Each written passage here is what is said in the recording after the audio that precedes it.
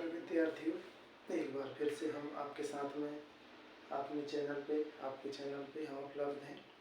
आओ सीखें भूगोल।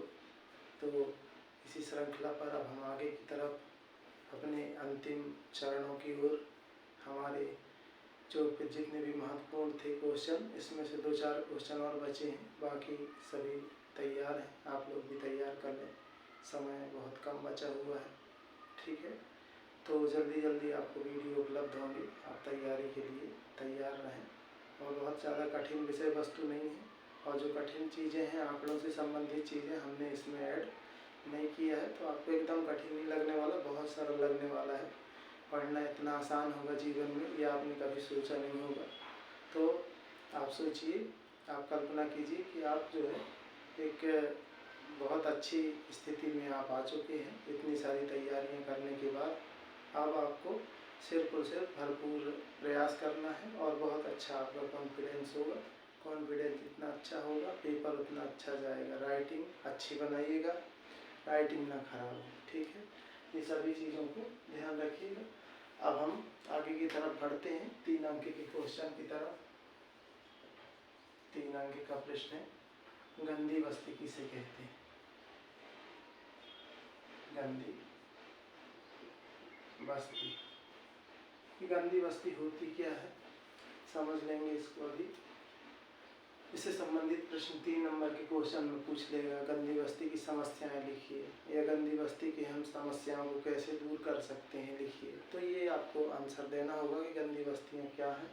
गंदी बस्ती कहलाती है, समझ लेंगे एक बार हम लोग, कि गाँव से लोग गरीबी के कारण से शहरों की ओर चले जाते हैं, किंतु शहर में ज़्यादा महंगाई होने के कारण से कोई कमरा वगैरह किराए में ना ले पाए, तो शहर के बाहरी हिस्से पर क्या करते हैं, अपनी झोपड़ी बनाकर रहने लगते हैं। धीरे धीरे करके झोपड़ी का एक समूह विकसित हो जाता है, उसको हम झोपड़पट्टी भी कहते हैं, गंदी बस्ती कहते हैं। ये सुविधा विहीन बस्तियाँ होती हैं, जहाँ पर न पानी की व्यवस्था होती, न बिजली की व्यवस्था होती है, बहुत सारी अव्यवस्थाएँ होती हैं। आपको पता नहीं होगा, यह पता हो तो विश्व की सबसे बड़ी गंदी बस्ती हमारे भारत में ही है, मुंबई शहर में धारावी। ठीक है, कौन सी बस्ती? धारावी। मुंबई में धारावी विश्व की सबसे बड़ी गंदी बस्ती है। ठीक है, उस पर एक फिल्म भी बन चुकी है, स्लमडॉग मिलियनेयर। कभी मौका मिले तो आप देखिएगा, गंदी बस्ती के बच्चों के जीवन पर बनी हुई वो फिल्म है। अब हम गंदी बस्ती को समझते हैं। तो बता ही दिया मैंने, गंदी बस्ती लिखेंगे, अर्थ लिख रहे हैं अब हम। गंदी बस्ती से आशय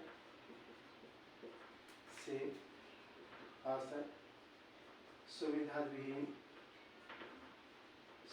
विहीन बस्तियों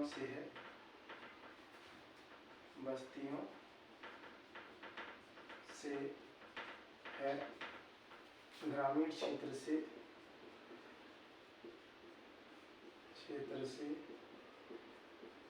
रोजगार की तलाश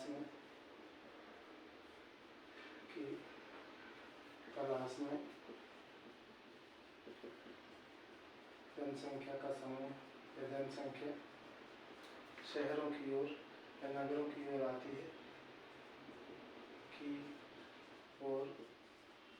आती है, किंतु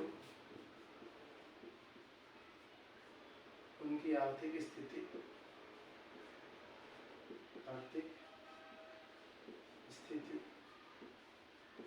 शहरों में रहने की नहीं होती है,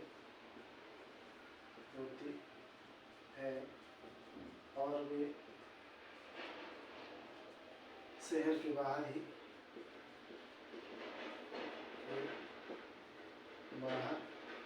अपनी झोपड़ी बनाकर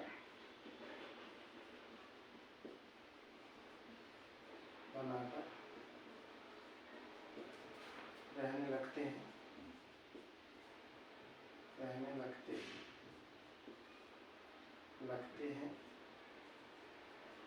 बहुत समय बाद झोपड़ी का समूह विकसित हो जाता है। झोपड़ियों का समूह विकसित हो जाता है, विकसित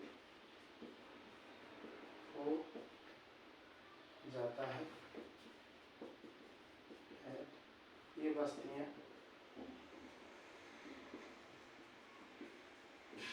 सुविधा विहीन होती हैं, सुविधा विहीन। कौन कौन सी सुविधा विहीन होती है? पेयजल की व्यवस्था नहीं होगी,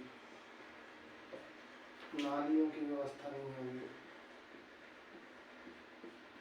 प्रकाश की व्यवस्था नहीं होगी, है ना। ये बहुत सारी सुविधा नहीं होती, तो सुविधा विहीन बस्तियां होती हैं। ये बस्तियां सुविधा विहीन बस्तियां होती हैं।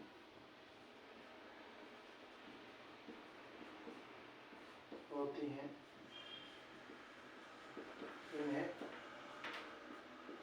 गंदी बस्ती कहते हैं, गंदी बस्ती कहते हैं।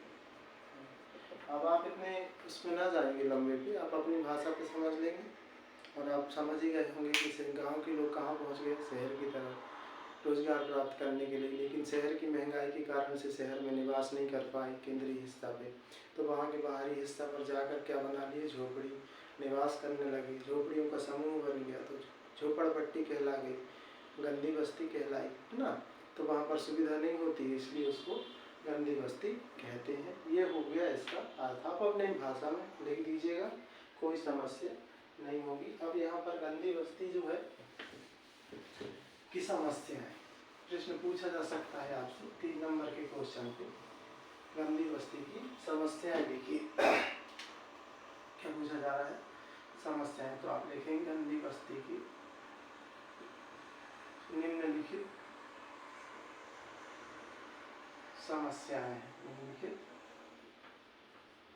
समस्याएं हैं। आप क्या लिखेंगे गंदी बस्ती की समस्याएं? लिखिए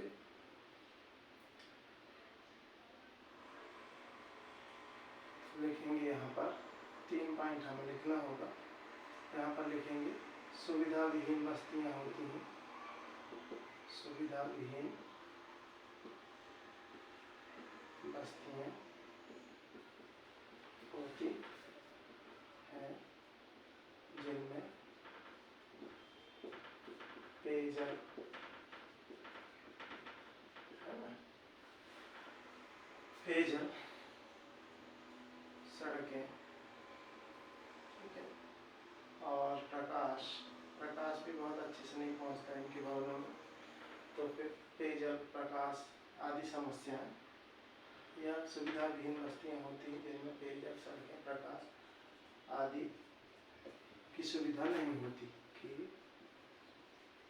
सुविधा नहीं होती। दूसरी चीज, पानी बहाने के लिए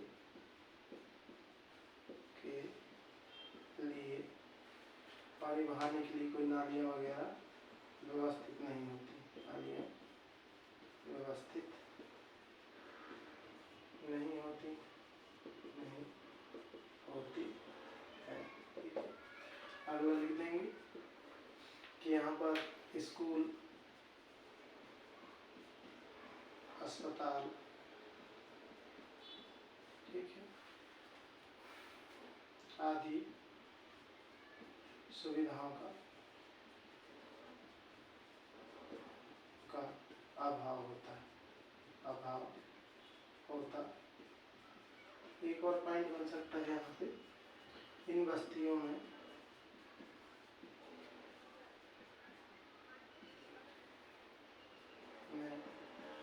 रहने वाले बच्चे शिक्षा से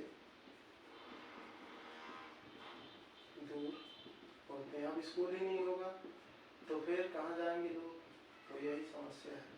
बहुत सारी समस्याएं हैं, लेकिन इनमें से कुछ ये समस्याएं हैं। अब गंदी बस्ती की समस्या का समाधान कैसे करेंगे? अब समस्या क्या है, स्कूल नहीं है तो स्कूल की सुविधा कर देंगे। तो एक ये हो गया। व्यवस्थाएं नहीं है, क्या नहीं है? व्यवस्था नहीं है, तो सभी प्रकार की व्यवस्था कर देंगे, नालियाँ बनवा देंगे, पेयजल की व्यवस्था कर देंगे। आवास झोपड़ी है तो सरकार क्या कर रही है वर्तमान समय में? लोगों को पट्टे दे रही है, मकान बनवा रही है। तो गंदी बस्ती का उन्मूलन किया जा रहा है इन दिनों ना, मकान बना के दे सरकार। तो ये सभी प्रकार की, अगर बोला जाए कि गंदी बस्ती में रहने वाले लोगों की के जीवन को कैसे सुधारा जा सकता है, तो आप शिक्षा की व्यवस्था लिखेंगे, है ना, और सुविधा युक्त बस्तियाँ बनाने की बात करेंगे, अच्छे मकान उपलब्ध कराए सरकार, है ना, मूलभूत सुविधाएं लोगों को मिल सकें।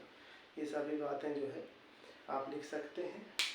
तो ये क्वेश्चन अपना गंदी बस्ती का यहाँ पर समाप्त होता है। 2 क्वेश्चन आ सकते हैं, गंदी बस्ती की समस्या और उसके उपाय। देखिए, समस्या जो होती है उसी को दूर कर दिया जाए तो वो उसका क्या बन जाता है? उपाय। ठीक है, गरीबी की समस्या है, गरीबी दूर कर दें तो दूर हो गई। पानी की समस्या है, पानी की सुविधा कर देंगे तो वो दूर हो गई। ठीक है, शिक्षा की समस्या है, शिक्षा को उपलब्ध करा देंगे तो वहाँ पर समस्या दूर हो गई। परिवहन की समस्या है तो उपलब्ध करा देंगे तो समस्या दूर हो। मतलब जो समस्या होती है उसी के पीछे समाधान उसका छुपा होता है, ये याद रखिएगा। समस्या आपको बन रही है लेकिन आप समाधान नहीं बन रहे, तो समस्या ही समाधान बनेगा जाके। बस उसमें नकारात्मक है, इसमें सकारात्मक कर दीजिए, ठीक है, बन जाएगा आप लोगों को। धन्यवाद।